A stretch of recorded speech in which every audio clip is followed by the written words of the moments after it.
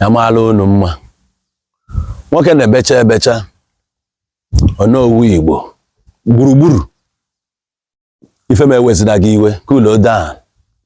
Ịbịa nso ka m kọọlụ gị ife njim ya wee bịa. Ife dị na-abụrụ ife ịda akpagasị oge ọbụla. Ekwe nwere okwu ị na-ewe iwe, kedu ife ị na-eweli iwe? Nwanne etu a ndị na ọ dịrọ mma n'anya. Sonu m ofuta ndịkwa nnọọ ka mmadụ ka anyị nwegodo obi aṅụrị inyetego. Eze Umu Igbo. Nwanne gee ntị ka m gwa anyị. Ụzọ ya bụ aka m ji wee bịa na vidiyo a. Ofu n'ime ya bụ HK. Ọzọ bụ mma. Ife dị oyi. Ngwa bịa nso. Ọ nwere mma gị bụ nwoke ga-ama maka na Odumeje na agaghalịana m n'ala Igbo. Eri oge anụnwa nji wee nọlụ na Nigeria. Agaghalịana m n'ala Igbo. O nwere ife nchọpụta. I will a lot of handsome guys, beautiful ladies. Ụmụ nwaanyị anyị kịta na-amazi ajọ mma. Icheki oge nnefa ji wee techaba. Ife dị na mmafa techalụ. Faje techapụtasị ife malụ mma. Ndị nke amụkwa kịta ka ya amụkwa ndị kafa mma. Efu dat na more beauty na-abịa so ejizi n'anya mgbe ni wee na-afụ ụmụazị ba ife ama na ajọ mma mana o nwere ife dịzi n'ime ya. Fama alụ mma niile fama. Mana ọ mara ame na o zuru oke. Anodi o mebiri many things. Icheki ya ha ncha niile na mma ha.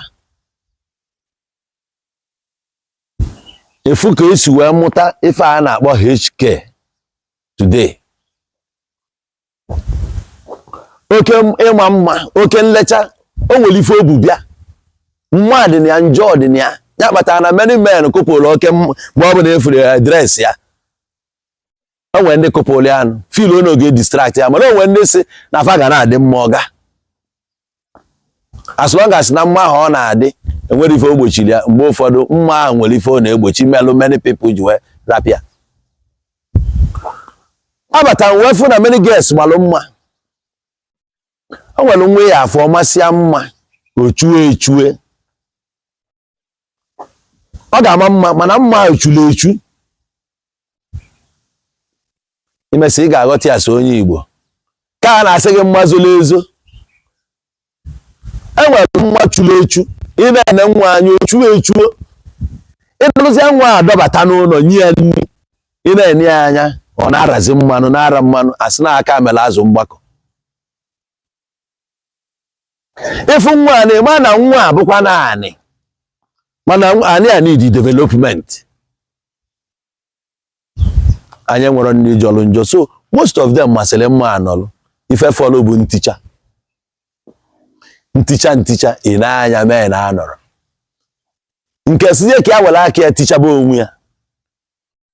Efukwa dị high jump dị ya. Ọ ga-atry ka ọ malife a na-akpọ HK. Ịghọtago? Ana onye ọbụla na-afụzi ha na onye ọbụla n'ime ha ticha na ala Igbo kịta na ọ na-eme HK. Gịnị bụ HK? HK bụ hook up. Ịghọtago? O nwere afọ ọ na-aza bụ before. Nke a bụ side ụmụ nwoke mgbe anyị lukwe na side fa. HK ọ hook up. O sizili ike taa efu nwaanyị na be anyị na-ada eme hook up. Ọ bụgodu na ide eme afụkwa gị asị na ụnụ ncha niile ebe ofu ya because ọ dịgo generally accepted. Agbọghọbịa ọbụla efu taa na-aga na be anyị most of them nke bụ eziokwu na most of them enwere ezigbote ọyị nwoke. Ọyị nwoke bụ na onwe ka o si dị taa asị ya nna ị ga-ejebe ndị a jee mee 1 or 2. O siri ike fụ ụdị a na. Mana ị ga-elu na-aga kịta ị ga-ebelieve na nwa taa n'isi adịrọ nka mma na nke a enwekwa ezigbote ọyị nwoke na onye nwe nka nwe nka. Some of them onwe onye ha ji aka etu a ka ọ dị na nwoke mma ka anyị na-agwa gị na onwe nwoke ị ga-afụ ọ dress ya ọfụma ị na-afụ ya na this guy dị neat na ọ na-emebekwa on the average.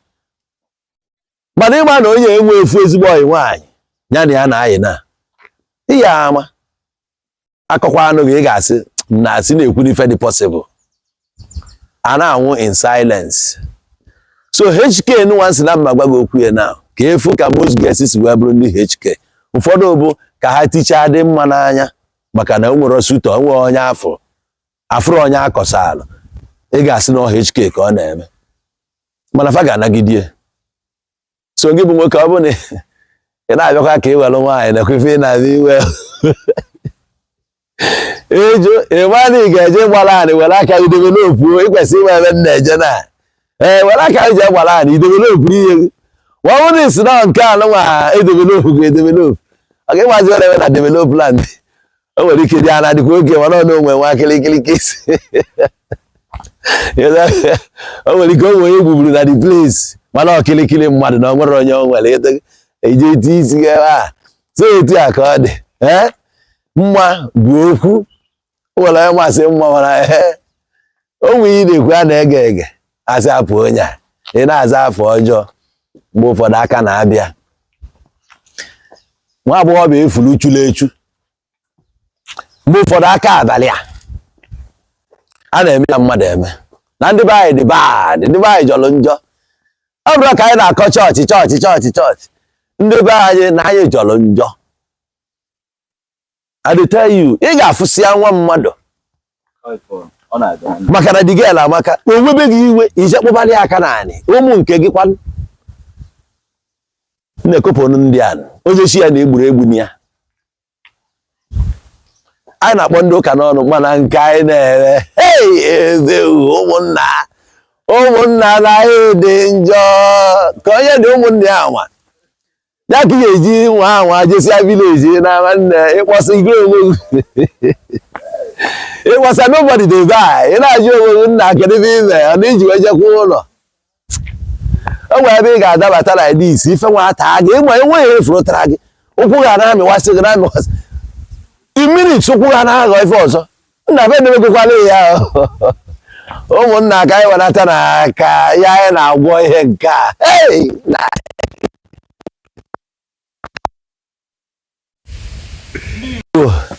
ka anyị wee nụ nwayọọ anyị dozie ọgwụ anyị na-enwe esi nwanne anyị ga na-efeje Ijipt nata under 1 second maka chi pawa enyere anyị ya bụ ya ka m ji akpọ Odumeje nwanne m ya bịa na ọkụ achala n'ite n'onu odu abisudo shaka na-edebe wepụtara ya Odumeje odu nwanne odo wepụtanụ abido chaka sisi abido chaka ya gbagharị Naijiria niile fim maka chi iwere pawa debe ihe aba abuse of power Odumeje odu abuse of power achịrị pawa ise nye gị iwere sụsọ 2 nwanyị Naijiria niile sụsọ 2 pasọ si na-agbafusie nke nọ nso nọ na mkpọ oji ikwu okwu ọ na-ekwu ntọchi ya akpịrị ịgbago egwu a na-atụkwa ọma ka isi kwado sụsọ pawa ịbụa odu since how many years ka echekọrọ pawa debe Odumeje justice for Umu Igbo justice for Umu Igbo nekere ike were wee nye Odumeje ka o welu doziela ya n'Igbo Odumeje kpaa pawa odu china gbogbo dị nwa kịta n'ihe eje n'igwe odu maka chi ekros n'igwe mmadụ be nje William na gate ya eme ka mma ma edebere ya onye mmadụ anya n'iru be nje William ka nsi gbalịa eri oge nji gbalịa ọ na-emekwu ọ na-ene mmadụ anya n'iru so odu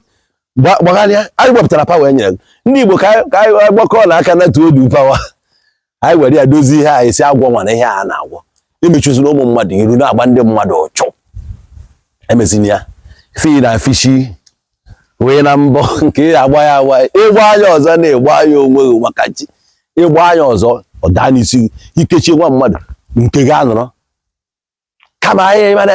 kama emesi gasasị anya kama emere esi gasasị anya ọ ga-mechi ọnụ gịnị ka a na-agasa at your age ị ka na-agba akwụra n'olu ihe ezu ike iru na 60 years jee retirement ị na-ata akakakaka so na ndị na-emebi obodo jiresi ụmụ mmadụ n'ọrụ take one time oge lukwa n'oge anyị ga-ebido na-agbanyere onye ọbụla fim anyị gara agbazi gị ọgwụ a na dozie eji ịchọrọ ya edewe Igbo eze ụmụ ihe nwa eze ụmụ ihe so nne eko kopụrụ m ka nko